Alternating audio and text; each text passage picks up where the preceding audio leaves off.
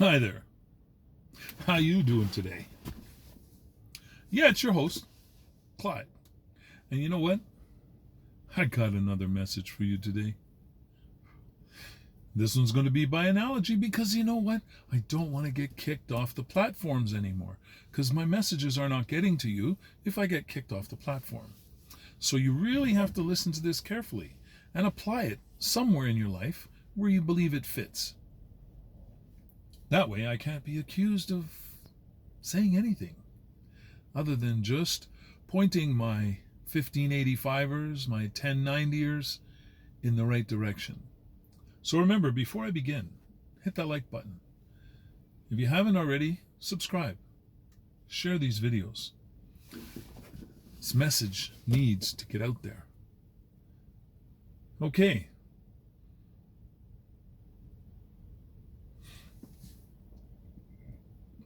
This is part 2 of the Risk game. For those of you who haven't played Risk, it's that wonderful board game that has like a map of the world on it, and you get to win over different territories until you can either conquer the whole world or you get kicked out, you lose. So it's a great board game to explain what I'm thinking and how things have been going. So again, you're going to have to reason by analogy here. There's so much to tell you. So you're playing the game of Risk. And you're sitting in a part of the board where you're surrounded by all kinds of people. And you're all friends. So you conspire, of course, to try to take on people on the board that aren't your friends. And you believe you got this down because you guys have planned this all out. You know exactly who you're going after and why. Perhaps there's a whole lot of resources on their section of the board, and you want to share those resources. How can you get them? You can buy them, but not in the game of Risk you can't. But if you could, you just pull out some cash and you could get everything you need. But because that's not possible, you decide to conspire to take the board area for yourselves. There's so many of you, you can divide it up and you're all going to be filthy rich in the end of it. So you begin the game. And of course, everybody's so magnanimous. The beginning of the game, nobody's got any pieces. Everybody's treating everybody so nicely. You're trying not to pee off anybody. But you know in the back of your mind, there's a couple of people that you're kind of a little worried about. So what do? Every time your round comes around, you put a couple of extra pieces on your border with them just to make sure they don't get any funny ideas. And you're building, and you're building. Little do you know about the scheme that's going on behind your back. Now, I want you to put yourself in that position. Why? Because you're in the midst of this huge group of people. You're not quite sure what the end game is, but you know they're your friends and you got to stick with them, right?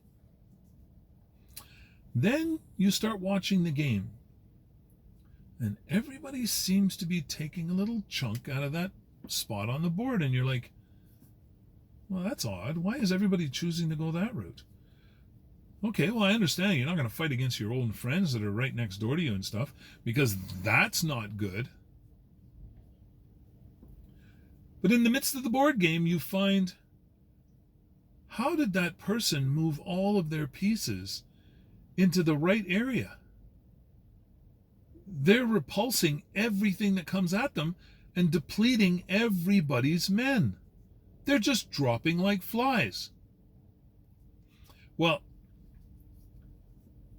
something's not going right. All of a sudden, they call a meeting, and you all get together and they go, look, the only way we're going to get this one taken care of is we have to find a way to distract them and move all of our pieces up and around that area of the board. And then each turn, we start whacking away at that person. Well, by the rules of war, the Risk board follows the same kind of rules. If you're the attacker, there's a good chance you're going to lose more than 1-for-1. So you might as well stock up and train up. Get ready for a long haul. All of a sudden, that part on the board, out of nowhere, a whole whack of men and equipment all arrive. And you're like, but that's not right. We just gave all of our men and equipment to this part of the board to try to surge into there.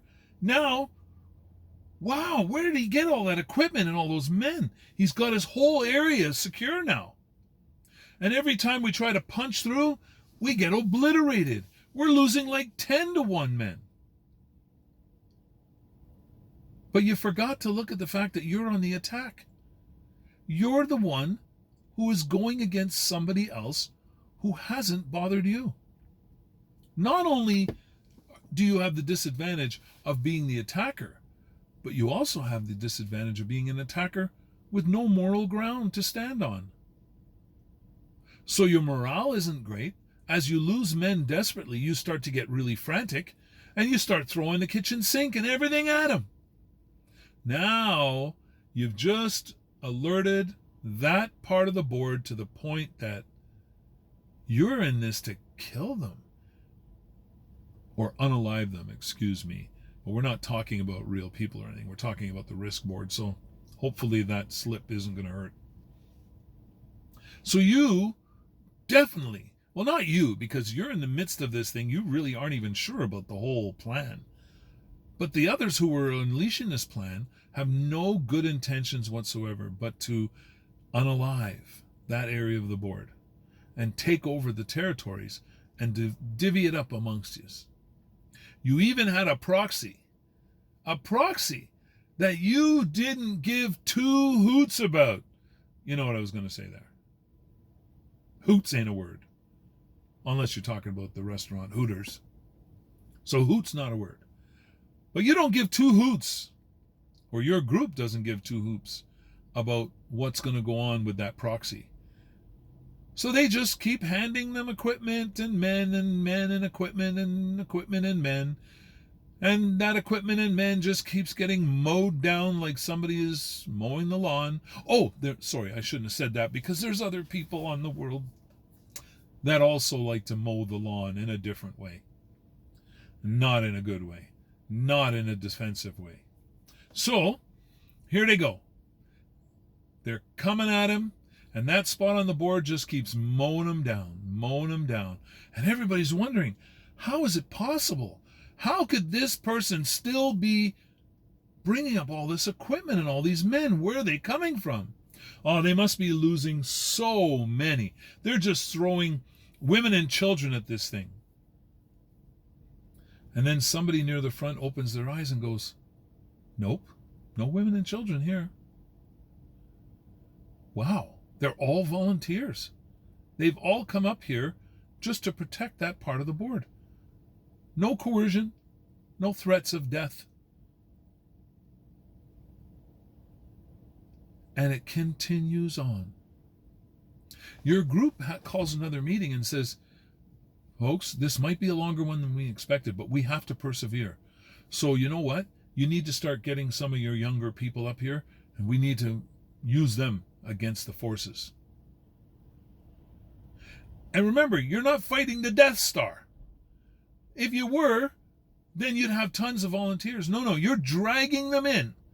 Off the streets, out of the supermarkets, out of the restaurants with their family. And you're hauling them and throwing them on the front line. Because you need more and more and more in the goal that you've set for yourself. You didn't think it through, but you still set it. How are you going to win this game of Risk? You're sitting in the midst of animals. They're not thinking very clearly. And they're going to get you unalived as well. So what do you do? What do you do? What do you do? Almost all your resources are depleted. You have no energy left even to run your machineries. You're losing your economy day by day in big stripes. What do? You see the picture a little more clearly now. And you go to your group and you say, group, are we doing the right thing here? It doesn't feel right. It doesn't look right. We're in really bad shape over here. I didn't hear any of you guys come and say, how you doing? Do you need any help? So what do? It's either you go all in with your group, and that means all in.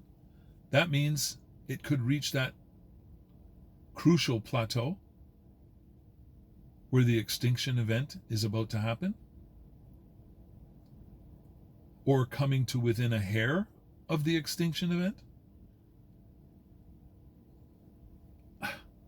Sometimes you just have to weigh your opportunities before you dive in.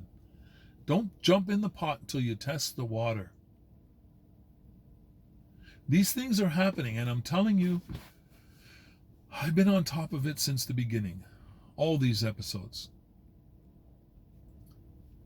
And you know what?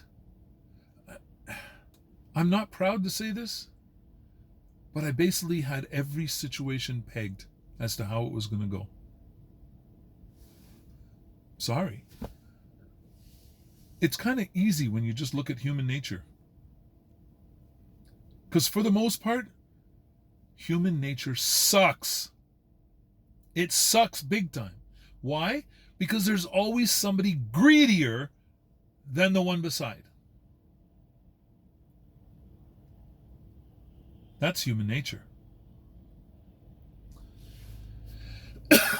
Folks, I'm going to end that here before I get passionate and I say things that are going to get me in the jails of all these social media sites.